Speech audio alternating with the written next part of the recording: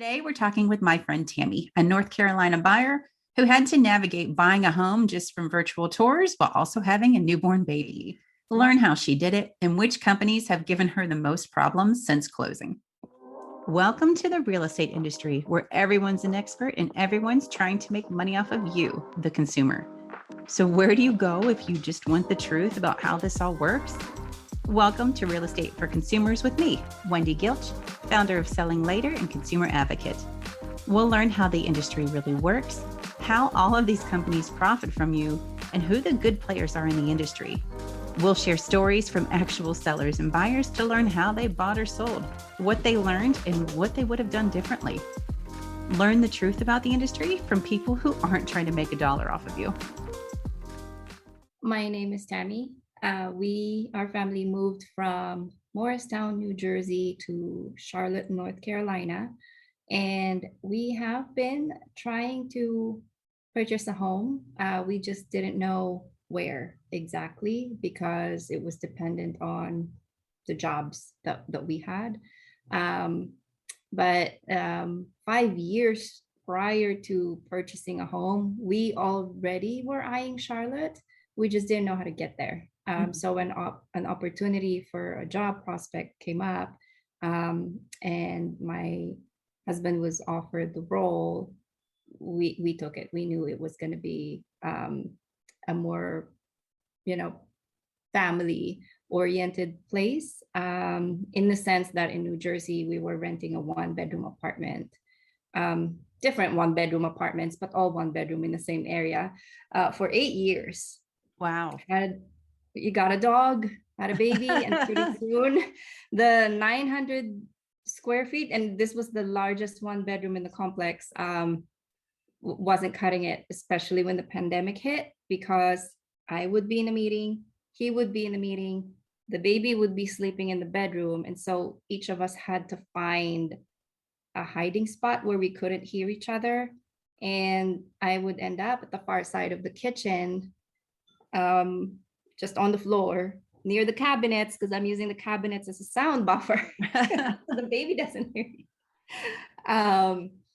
But then the internet wasn't getting that far, and so I was always getting cut off. So we were on top of each other, basically. Right.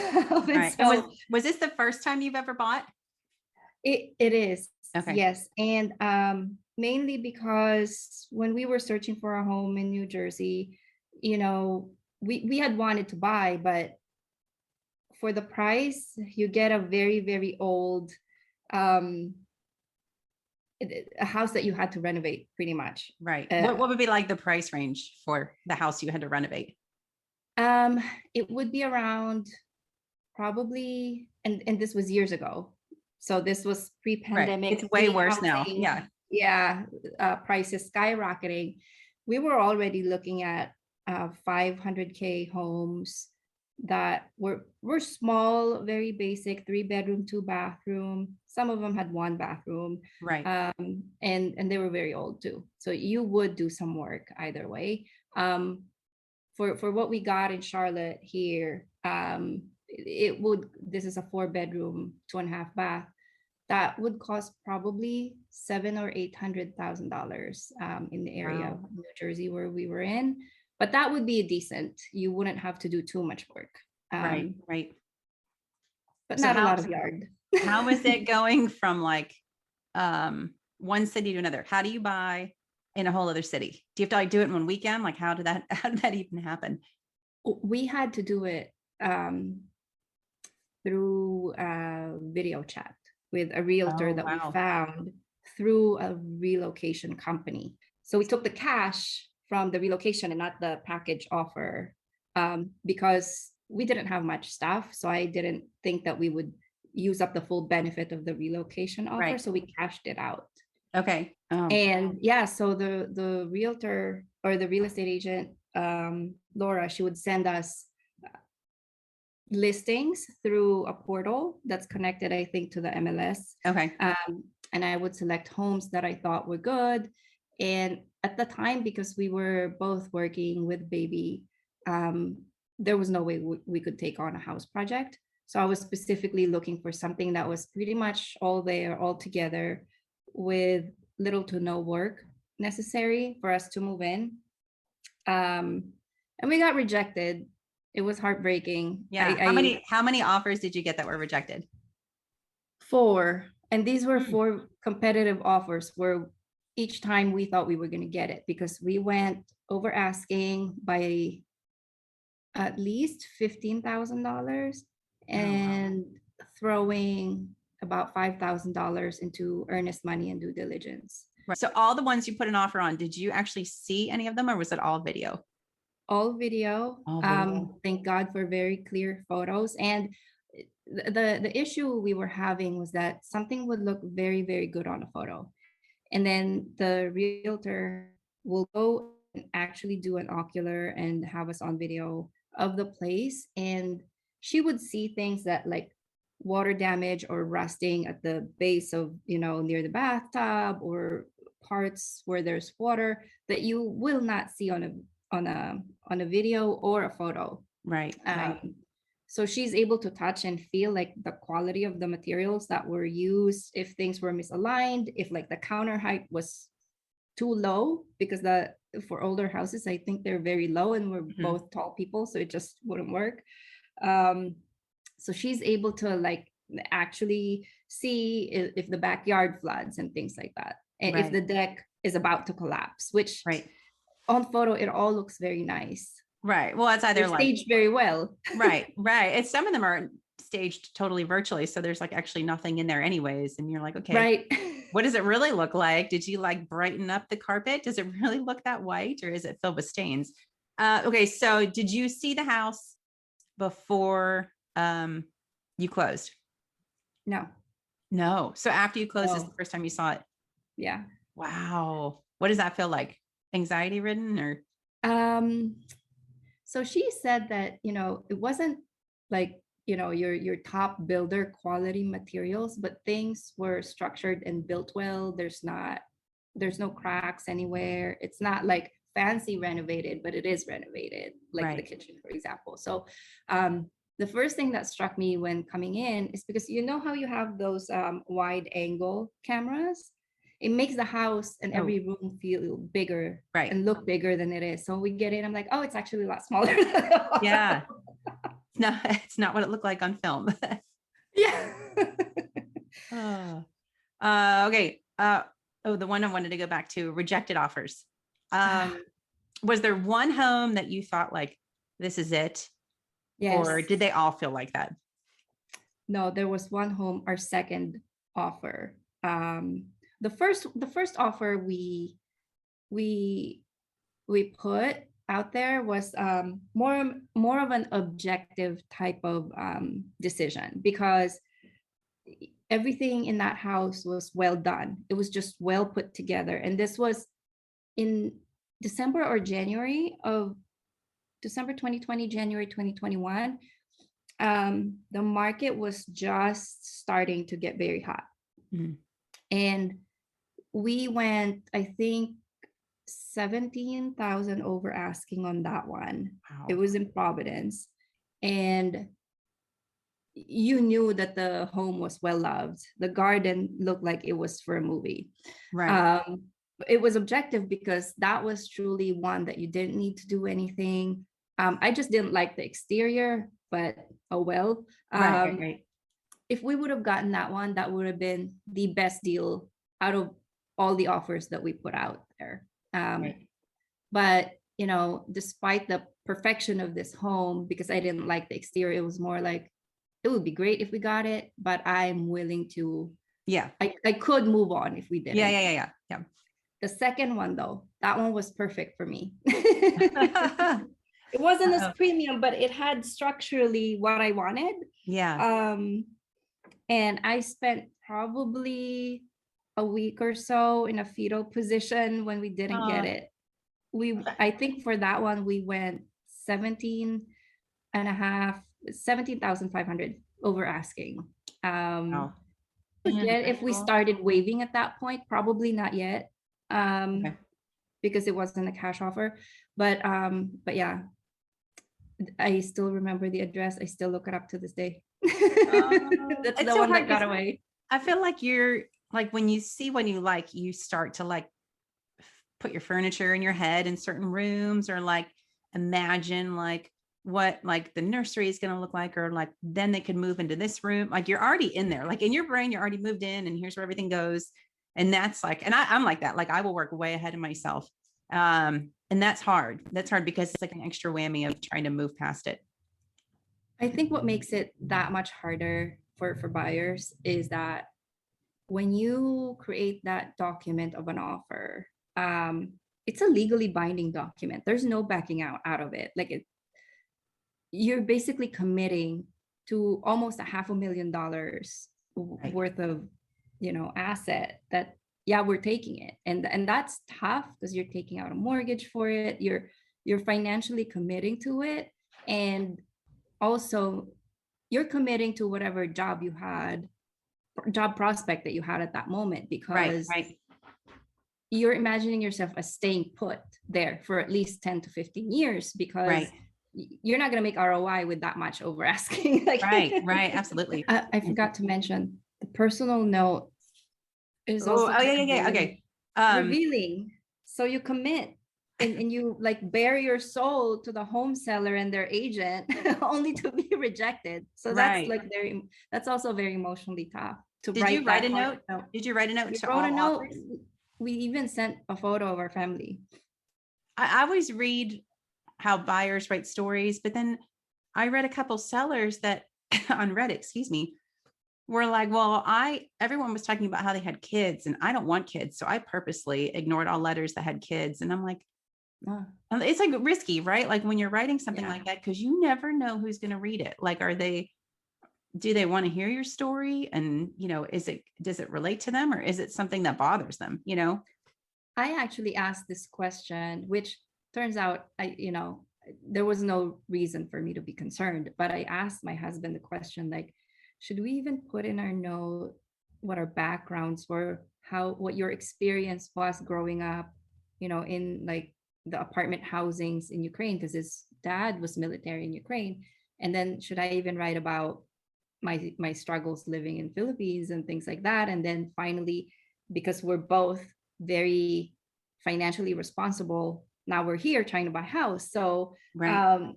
is that going to be viewed as like, I mean, these two are from not Right. Right. no privilege whatsoever. Do we want them in our neighborhood? Right. And that's sad though, because you obviously are just like everyone else, just trying to find a home, and you have to worry about like your What will background. Like people it's think of me? totally normal. You're a wonderful person, right? But like when it gets into the wrong hands of a person who doesn't have the right attitude or maybe is biased, Yeah. and that's a shame, because I feel like there's probably many people that have to hide parts of themselves to be able to sell the seller on why they should pick them. And that's a shame, right? Because Yeah. then eventually, if everyone is picking someone based on like what they're comfortable with, then the whole neighborhood's the same, right? And the whole neighborhood is just like everybody else. And that's not really what the US is like. We're a mix of everybody, but that's the danger with those letters, right? Do they end up just making everybody pick someone like them instead of everyone having an opportunity? But you never know. All right. So It does introduce a certain bias. I agree with you, because I wouldn't be worried, over that if I truly felt that there wasn't going to be. Right. I even asked our agent that, is this like off, like the, and she said, no, I think it's a wonderful story. And I'm glad I listened to her and we kept putting it there, because the neighborhood we ended up in, and by the way, since we couldn't see the neighborhood and the surrounding areas, we could only see the house. So my decision making was solely based on the house Yeah. and what it looked like, not the neighborhood. So she was my not she filled the knowledge gap that we had. Like she Right. would say, like, this neighborhood feels like there's too many cars, probably a lot of transients, maybe hard to make friends, things like that. Right. And so I was asking some of my friends, what's the agent, my friends, like, what's more important, the house or the neighborhood?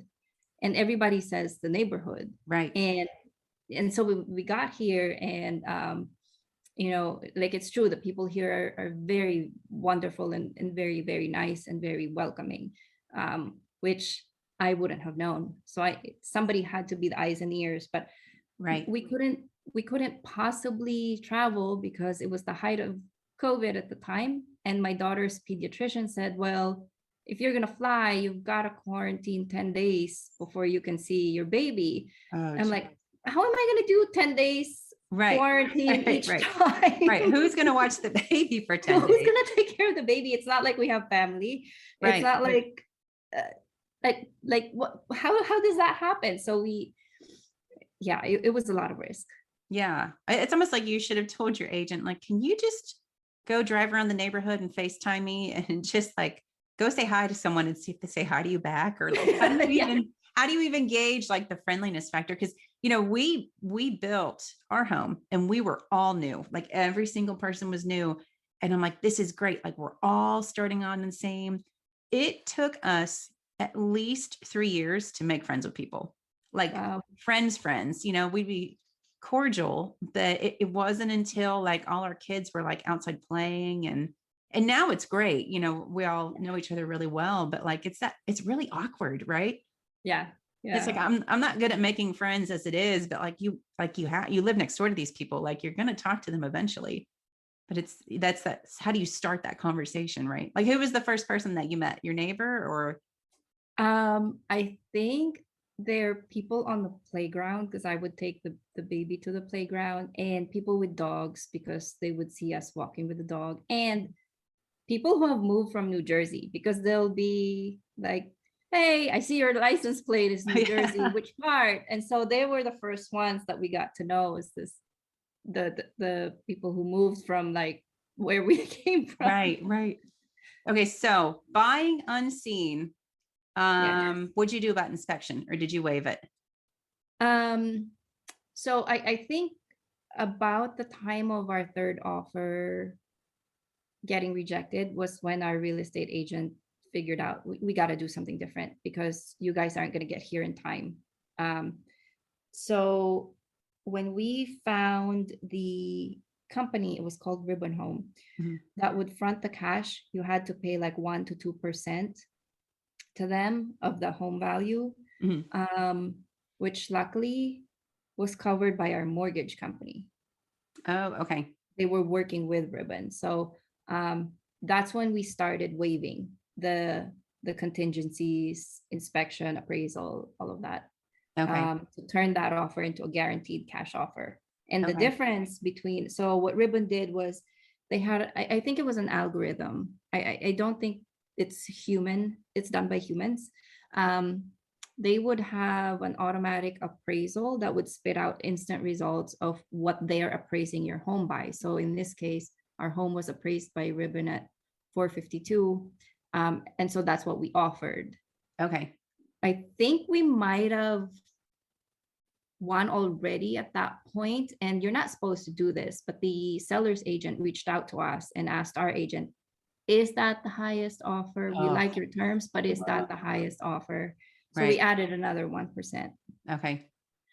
So it became 456. So that difference of 4K would come from us. Okay. But to us, you know, we were running out of time. We had to relocate for the job. So the only way I think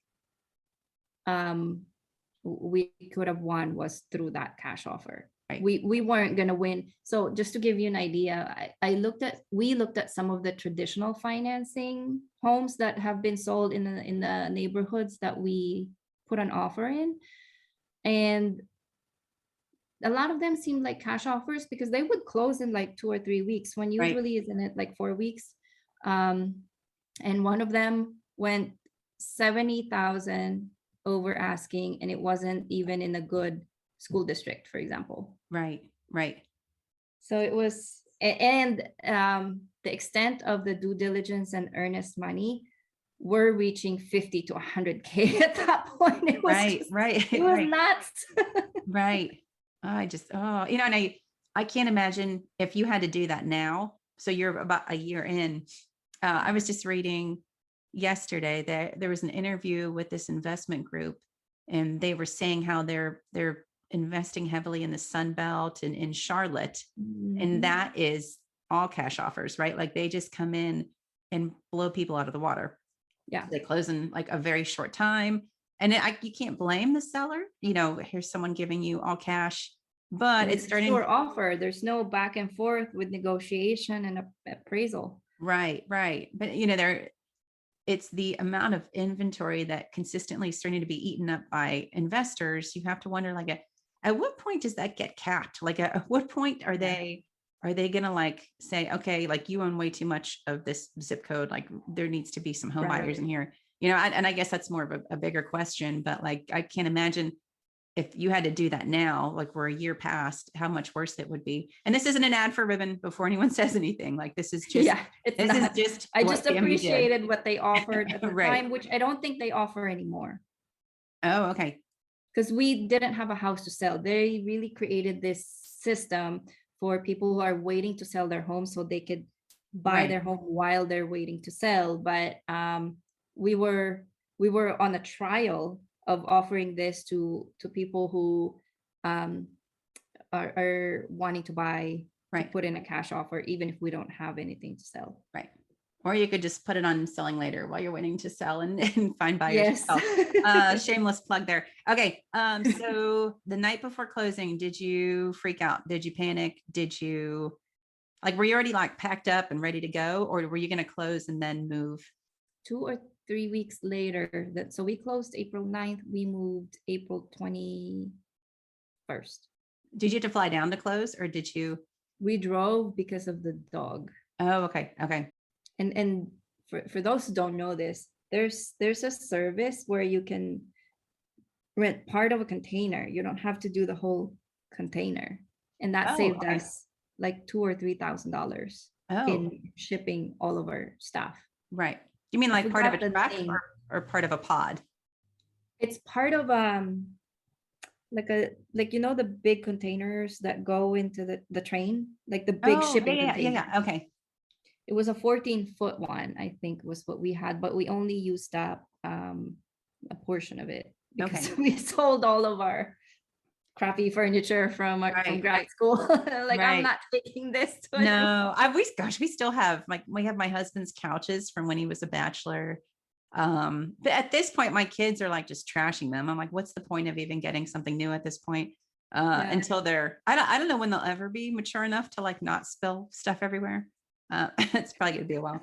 Okay. So, the one thing I really liked about your story, and not because I'm pro or anti-agent, is that your agent, since you closed, has helped you with a ton of things. And that's something you don't hear. A lot of buyers that I've talked to said like they close and they never heard from their agent again until like 3 months later, they're on their mailing list and now they're getting like their magnet and their postcard. So how many times has your agent helped you since you've closed? Oh, so many times.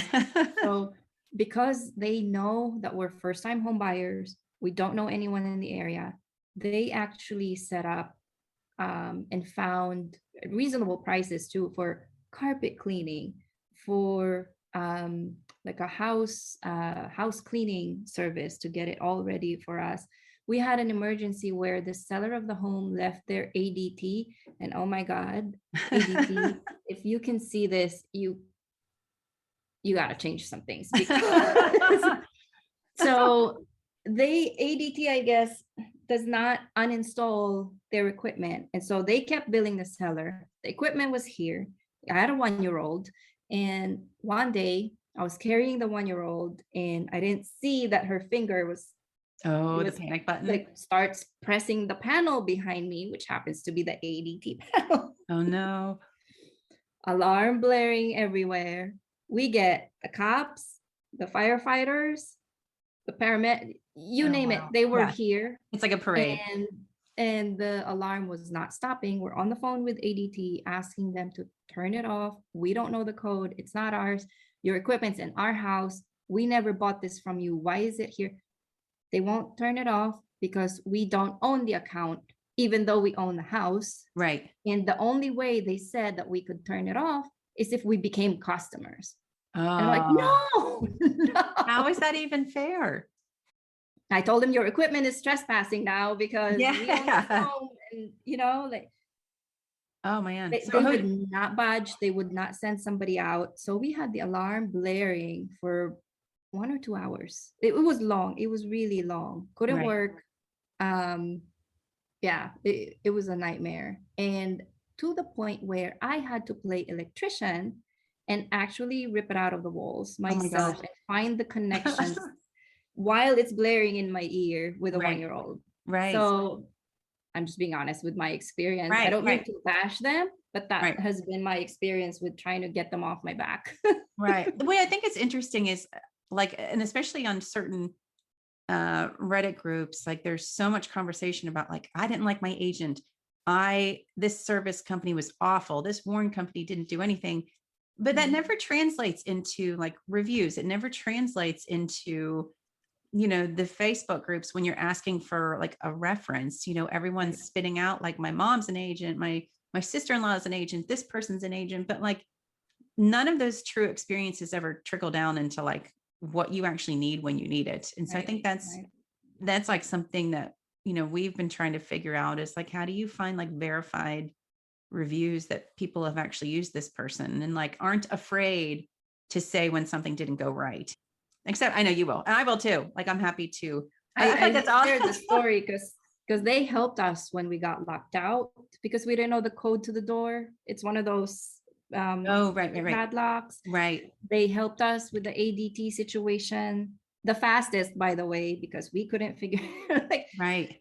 um yeah, so the account was removed and everything. But yeah, they helped us with every little thing, every service that we needed, every sort of what is this for? Like we got locked out, all of that. They helped us. I don't think they're the cheapest, but what to us that didn't matter as much Mhm. because we were such in a desperate need for a Right. home. Right. with a And then probably family. extra help too, right? To be able Yeah, to do some things for you when you're not there. Right. right, right. Right. She Okay. even So, brought flowers for the garden. oh, So when do we you have a arrived, garden? If so, how do you keep it alive? Because I fail. Like I get stuff, I plant stuff, and after a month, I just quit. Like I get tired of it. Nothing's growing. Um, and then the rabbits eat it. So I'm basically just making like a garden for the rabbits. Like my blueberry bush, my raspberry bush are just gone. They're just eating it. I just quit. you're asking the wrong person because my husband has banned me from buying live plants because Right. he says all I do is kill them. Right, right. Even the decorative ones, like the ones that don't really Succulents. grow any fruit, right? We'll put it on the patio, and my husband's like, "We're not doing this again because they're brown." I'm like, "Well, like I just forget, or I just think I'll do it later, and then I don't, and now we have dead plants on our deck." So Oh, I wish, I I wish I could do it. I wish I could. I wish I could do too. I did find a solution for grass. Like Oh, there's smart hose systems now okay, where you install it. It's synced to Alexa. okay, So you install this device like a timer on your spigot, uh, okay, the tap right. outside. You turn it on, and then that timer is controlled through your phone. Oh, okay. So you can schedule it to water. Oh, okay. Yeah, for grass, I'm intending. I just installed it, and it's promising. It works. Right. So was that your biggest like after you closed? Yeah, Like not necessarily a regret, but like what's the one thing about owning a home that just you the weren't ready yard for? work. The yard work. The yard work is insanity. Raking the leaves, Mhm. watering the lawn, the sunburn I get from it, weeding, Right. not to mention the HOA letters that Uh, completely drives us nuts, especially my husband. He gets like very anxious when he receives those notes. right. He feels like it's a legal threat of some sort because they're Yeah. worded so, Someone's complaining about you. Yeah. Yeah. and there's a fine. You get enough of those letters per year and there's a fine. Oh, I didn't know Uh, that. Our HOA is like, well, partially because I sit on the board, and I don't I don't really care. We don't really send out a lot of letters, but our grass, we got hit by armyworms and some kind of rust fungus, and it boy. is dead. Like, I'm surprised we haven't gotten a letter. And like, we have all these people coming out to try to fix it and nothing. It's just dirt and it looks bad. And my husband's usually pretty good with like lawn maintenance, and he kind of likes it. And he's like, I don't know what to do. So I'm with you. We'll probably get a letter soon. So it's don't be ashamed. Don't be ashamed. Right. What's the first thing that broke when you closed? After It's you still closed? broken. Okay. And I have some thoughts on cinch home warranty as well. Yes. But we get here and the dishwasher does not dry anything. It doesn't Oh. get hot enough. I don't know what's wrong with it. So I called the home warranty service. We've had somebody take a look at it at least 6 or 7 times, Wow. replace some parts, etc. And I said, it's been 6 or 7 times. Every feasible part that these different service providers that they have in their network has fixed, still don't do it. Like, Right. it's still not drying anything. And I have a baby, so I don't want standing water on the baby bottles. Right. And I think it's time to replace it. And they just don't Well, replace things when they're broken. wouldn't it like cost them less money to replace it at this point than sending out a tech person 6 times in labor? Yeah, And but I don't think they do that analysis. oh, that's I know. I think I told you before, like a home warranty person reached out to me and said, if you sell Selling Later members warranties, we'll give you $60 back every time. And I was like, no, because I'm sure I've heard stories where that they work out. But then there's stories like this where they don't, and there's so much fine print. I don't know. I have no idea how I would even tell someone like if it's good or if it's bad, right? You Yeah, have no idea. I think so. When I asked one of the service providers, I'm like, you're the 6th or 7th person to look at this, and you say there's nothing wrong, but it's still not drying anything, right? Right. And he said, if it's broken and not working, they'll probably replace it. But since it's just a feature that's not A feature. a feature, or a partially not working, Right. then Right. they won't, because at the end of the day, it's still washing your dishes. It's just Right. not drying it. Right. But then it's sitting in like this closed area with water on it. Like if Oh, you leave yeah, it and it overnight and smells. stuff, right? It'd be all like mildewy and So what I yeah, do now you're on is Tammy's list, whatever warranty company that is. You're on Tammy's list now. Fix yourself. You and ADT, fix yourself. Okay. Any regrets? That's fine. I think I got overly excited and I started doing projects and spending a lot of money on it when I Right. could have been putting that money into my daughter's college fund. Right. Right. Although the closet, I redid the closet. So we now have one of those custom ones. It was made by Closets by Design. And oh my gosh, the LED lights, every single detail. It was Oh. the cleanest job project that I have ever seen Right. done. Right. It was just top notch. The way that they installed it, the way designed it. It took us a full day to design this. And it's not a big walk-in closet. Right. But every space was maximized. Right. So Right. I have now I can store double the amount, which I don't intend to do, but just having everything organized and nice and professionally done at that level really made me happy. Right. Right. Well, it's like your own little space, right? That you can control and make your own, which, Well, now the dog hides there. The Aw. baby hides there. It's become like a hangout It's spot. a party spot in your house. Yeah. Oh, But like honestly, I didn't think a closet could make me happy, but it did. So I Right. don't know if I truly regret that one, but it's just the concept of wanting to customize and make this into our home, Right. Right.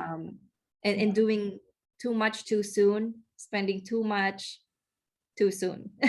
Right. Right. And then you're living in chaos too, right? Like having Right. Because having it's everything construction for apart. like the garage just got done and we've been here 10 months. Right.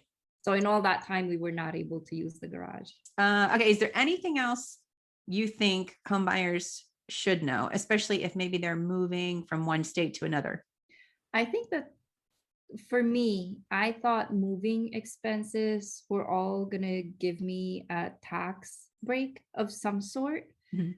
but it's tax season and I'm going through TurboTax, and it doesn't seem like you get much, at least with the recent changes, that you get that much credit or even, a um taken off the top line, like that you can't write it off, Right. basically. Right. It's no longer allowed. So I wish I knew that. I would have been more conservative with the whole moving expenses and basically home improvement. I thought that all of that was going to lessen my tax burden if I did home improvement. Mhm. So just be wise about the spending. And the reason I say that is because we're in this very hot market where everything is maybe overvalued. Everything is sky, even labor, right? Right. Right. That if you are not able to properly estimate the things that you really need to spend on, don't don't count on the tax breaks, is what I'm saying, because um it's not there anymore. It's just not there anymore, not as Spend much. frugally, right? Spend frugally. uh, Well, and then like I think you spend so much money buying a home, you don't prepare for like something to the break. after. Right. Yeah. And just like Yeah. the maintenance of having army worms that come and destroy your grass. And now you have to like have someone come out, like just those random things that you don't prepare for. So you're right. Like Right. don't go all in on your home the minute you buy it. Right. Good. Like Ease take yourself. your time. You're gonna be there for at least probably 10 years, because let's face it, you're not gonna get the cost of the mortgage alone. You're not gonna make it back Right. if you don't stay there for very long. So, oh, and if you have a chance to get in on a lower interest rate with the mortgage, do the refinance. We got ours at 3.5%, Mhm. and I was able to get it down when the interest rates went lower to Right. 2.5, and now Oh, it's back wow. up at 4. So I'm Right. like, I'm glad I did it when I did it. What would that save you a month in your mortgage payments going down that percent? I forgot it, so I think it was a couple hundred, Right. like 150 to 200. But then Right. over the life of the loan was what I was looking at. It was gonna save us $40,000. Right. Right. So even if I had to pay in closing cost $5,000, we still come out ahead. I think it actually was 60,000 that we were Oh, saving. wow. Yeah. That sounds about right for 1%. Yeah. That's great. Well, thank you so much for sharing your story. And if you can think of anything else we missed, I think these stories matter. It's always just, oh, such and such is an agent. Oh, this, you're right. right. Like Right. there's no, how do you find an agent who actually cares about the people enough to find a solution that'll work for them in the time Right. that they need it? I think in the end, it comes down to care. And that's Right. why, that's what I saw with our agent, that I wish everybody would find. Right. Right. And there's so many websites that offer to find you the best agent, but it's all baked into referral. It's all about who Yeah. plays to play. That's it. Like you don't get that. And best I don't think they agent at all. truly care. They wouldn't go out of their way to research and contact and, put things together so you could win in this Right. kind of market as Right. well. Right. And it's interesting because I talked to Lindy Chapman about that a lot. Like, finding ways to highlight the good agents if you choose to use them. Yeah. And honestly, like finding the bad ones and making you aware of that too, because as we talked Right. before, I hate to say shame marketing. That's what Amber and I talked about is how can we use shame marketing for impact? But like if someone's not good, you need to know that, and it can't be buried in other 5-star reviews from their friends. So, I guess it just goes back to that whole transparency of figuring out this industry as a consumer. We've had bad agents too prior to Laura. Laura never asked us to or forced us to, hey, give me your pre-approval or whatever. She just started searching for us. Yeah. And I understand agents need to make money and they need to be compensated and their time is precious too. But I had one agent who asked I think she might have been below his Okay. rank. Kind of like working on a in- team. Right, they're working Okay. on a team, but he was like higher up. And you know, she only took us to see a couple of homes. It was like for an hour or two. It wasn't even a whole day. Right. And we were there in person, and this was in Edison, New Jersey when we were looking. And the next day we get a call from the guy. It's like, hey, such and such time is valuable. If you don't have the pre-approval letter, I mean, you gotta get on this. Like, it was almost like we were being shamed for not having the pre-approval. Right. And we were working on it. I think we had one that had expired, so we didn't give that one. Oh, okay. And we were trying to get another one. And so this might be a sign of like the agents are just going through the motions and the transactions. So that's how they validate, like, are they going to help you or not? Like, Right. what can you afford to buy? It's transactional. You feel it. It's Right. transactional right away versus a relationship. Right. Right. And I think it's hard, like, and this was probably was this pre-COVID? Yeah. So that's like, right now, because things move so quickly, like you almost have to, but pre-COVID, you were absolutely right. Like, when the market wasn't moving as fast, if someone was pushing you that quickly, when it wasn't a seller's market, Oh no, it wasn't. yeah, right, right. And it's like, well, my time is valuable too. Like, I will get to it. So it's really hard. It's, I mean, the fact that we're out here right, in right, freezing right, weather with our dog right, should tell you we're serious. Like, we're out here. right, right. Like, we have the money. It's fine. But, well, thank you so much for sharing your story. I appreciate this. Yeah, absolutely. Thank you so Yeah. much. Have a story you think would help future sellers and buyers, or have a question about how everything works? Reach out to us at realestateforconsumers.com.